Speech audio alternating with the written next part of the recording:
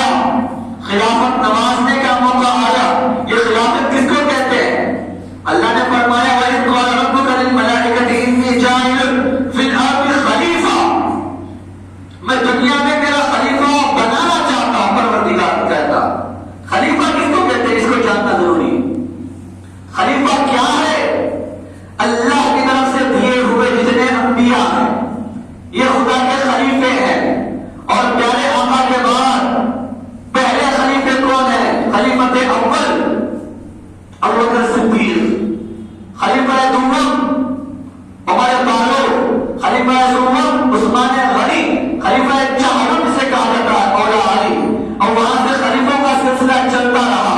جو خدا کی طرف بلائے، جو دین کو سنبھالے، جو دین کو مضبوط کرے، اسے کہا جاتا ہے خلیفہ۔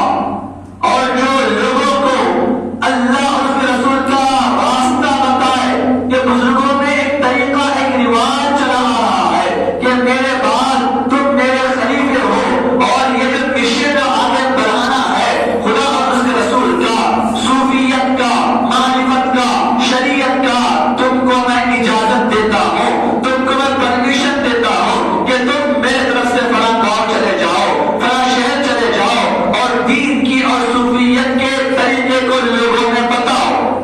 یہ کہا جاتا ہے خلیفہ۔ اب 20 سال تک معین الدین چشتی، عثمان ہارونی رحمۃ اللہ علیہ کی بارگاہ میں 20 سال تک رہے۔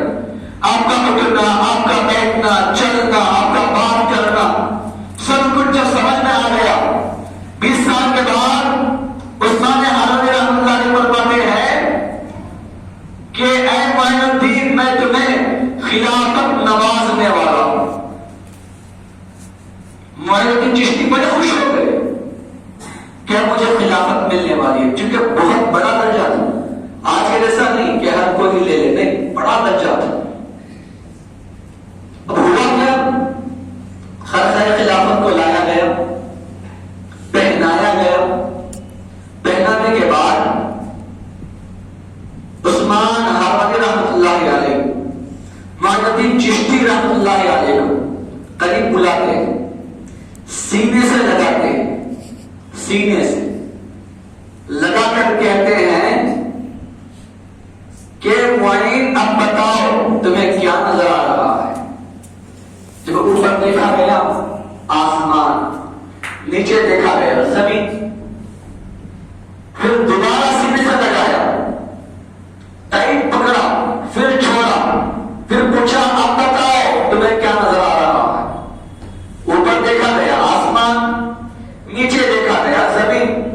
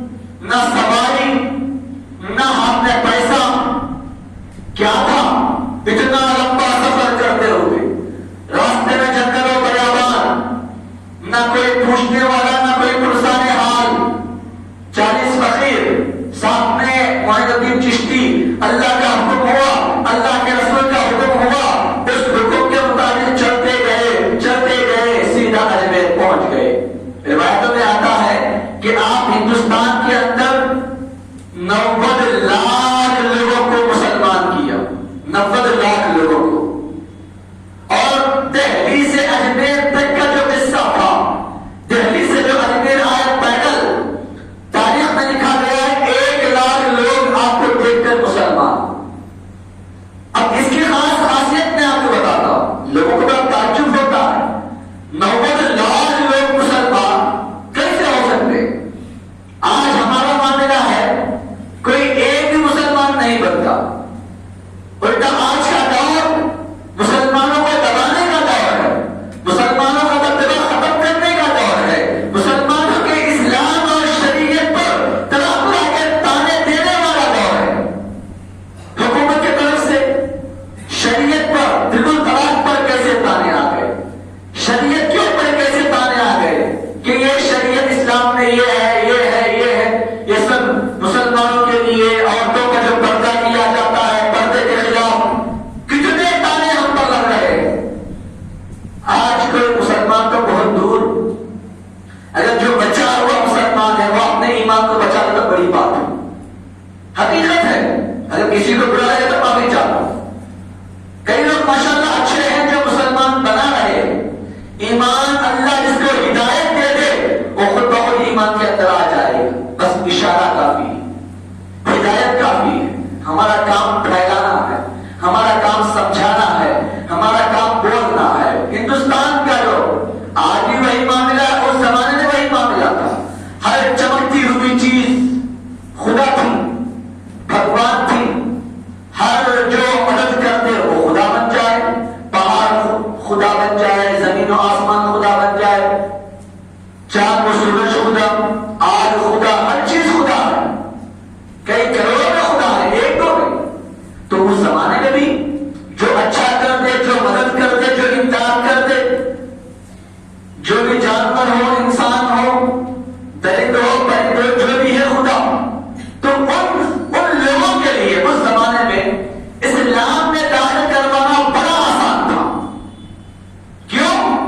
کیونکہ معین الدین چشتی اجمیری رحمۃ اللہ علیہ جو اللہ کے ولی تھے، کرامت ولی کے لیے بڑی عام چیز ہے، بڑی عام چیز ہے کرامت. ہمارے لیے بڑی تعجب کی چیز ہے کیونکہ ہماری عقلوں سے باہر ہے، اور جو ولی ہوتا ہے اس کے لیے بڑی عام چیز ہے. اب اس زمانے میں معین الدین چشتی اجمیری رحمۃ اللہ علیہ کے جو کرامات ہندوستان میں ظاہر ہوئے، اور کرامت ولی اپنے مرتبے کے لیے، اپنے بڑائی کے لیے نہیں کرتا، بلکہ خدا اور اس کے رسول کی طرف لوگوں کو بلانے کے لیے کرامت کو ظاہر کرتا. جب میں ایک معمولی خدا کا ولی ہو کر ایسی چیزیں کر سکتا ہوں جو عقلوں سے باہر ہے، تو خدا تو کن فیکون کا مالک وہ کیا نہیں کر سکتا. یہ سمجھانے کے لیے ظاہر کرایا جاتا. اب معین الدین چشتی اجمیری رحمۃ اللہ علیہ کرامتوں کو لوگوں نے دیکھا. اجمیر آئے، بڑا بادشاہ تھا. اب بادشاہ کہا کہ یہ مسلمان ہے، یہاں سے چلے جائیں. اب جو جگہ تھی خالی کروائی گئی، اور ایک جگہ تھی جہاں پر اونٹ کو بٹھایا گیا. اب اونٹ جہاں پر لڑتے ہیں وہاں پر معین الدین چشتی اجمیری رحمۃ اللہ علیہ اور ان کے 40 فقیر سے بیٹھ گئے تھے. اٹھایا گیا، بازو آ گئے. چونکہ اس زمانے میں راجستھان تھا اور ریگستان، پورا جھاڑ درخت نہیں تھے، پورا مٹی کا تھا، بالو تھی، اور ایسی تپتپی دھوپ بالو پر پڑے تو اور زیادہ جلنا اور زیادہ دھوپ لگے. تو نہ کوئی سایہ نہ کوئی درخت تھا جہاں پر اونٹوں کو بٹھایا گیا. وہاں سے اٹھا دیا گیا، بازو آ گئے، وہاں پر اونٹوں کو بٹھایا گیا. دوسرا دن ہوتا ہے، دوسرے دن جب اونٹوں کو اٹھایا جاتا ہے بادشاہ کے لیے، بادشاہ کہیں جانا تھا تو اونٹوں کو اٹھایا جاتا. اونٹ اٹھتے نہیں ہیں، ہر طرح سے اونٹوں کو اٹھایا جاتا ہے. تمام جو مناسب چیزیں ہیں اونٹوں کو اٹھانے کے لیے سب استعمال کر دی گئی، مگر اونٹ اٹھنے کو تیار نہیں. خبر بادشاہ کے پاس جاتی ہے. اب بادشاہ نے پوچھا آخر ماجرا کیا ہے؟ تو وہ لوگوں نے کہا کہ کل رات چند لوگ یہاں پر بیٹھے تھے، ہم نے ان کو اٹھا دیا کیونکہ یہاں تمہارے اونٹوں کو باندھنا تھا. تو اب صبح سے وہ اونٹ اٹھنے رہے ہیں. اب معین الدین چشتی کے پاس وہ لوگ آتے ہیں دوڑتے ہوئے، آ کر دیکھتے ہیں کہ وہ جگہ پر جو بازو تھی بیٹھے ہوئے تھے. اب معین چشتی سے کہتے ہیں کہ ہمارے اونٹ اٹھ نہیں رہے ہیں، آپ نے کچھ کیا ہے؟ تو فرماتے ہیں میں نے کچھ نہیں کیا، اللہ اور اس کے رسول کی مرضی۔ اب جیسے ہی کہا جاتا ہے آپ ہمارے اونٹ اٹھ نہیں رہے ہیں، تو فرماتے ہیں اب جا کر دیکھو اٹھ گئے ہوں گے۔ پورے کام کر دیے، اونٹ نہیں اٹھے، زبان سے نکلنا تھا معین چشتی کے کہ اب جا کر دیکھو اٹھ گئے ہوں گے۔ جا کر دیکھا تو پورے اونٹ کھڑے ہوئے، لوگوں نے دیکھا کئی مسلمان ہو گئے۔ پھر